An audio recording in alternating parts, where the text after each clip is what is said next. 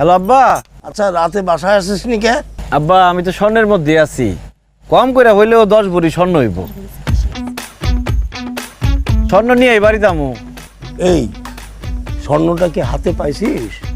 হাতে পাই নাই, সামনে আছে আর কি, ধরা যাইতেছে না, তো একটু পরে ঠিকই ধরুম। লোক এসে বলে তুই নাকি তার মেয়েকে নিয়ে ভাগছিস। আমি বলছি ইম্পসিবল, আমার ছেলে ময়নাকে বিয়ে করবে। হ্যাঁ আমি নিশ্চিত, এখন ক্লিয়ার হয়েছি, তুই তার নিয়ে ভাগিস নি। আচ্ছা আব্বা রাখি রাখি। হায় হায়, সর্বনাশ হয়ে গেছে। আপনার বাপে তো আমাকে বাড়িতে গেছে পুলিশ নিয়ে। আমার আব্বার কি দোষ? হ্যাঁ মাইয়ার লেগে চিন্তা করছে, পুলিশ নিয়ে তো যাইতেই পারে।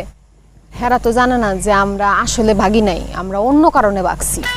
আমার ছেলে ওনার মেয়েকে নিয়ে ভাগছে, একটা কথা বলে দিলে হবে? আরে আপনার হাতে ধরি পায়ে পড়ি, আপনি গয়নাটি খুলে দেন। আমি থানা পুলিশ খুব ভয় পাই, পুলিশ আমার ধরে নিয়ে গেলে জেল হাজত হইব। এখন ফেস ফেস করে কাইন্দেন না তো, গয়না আমি দিয়ে দিব।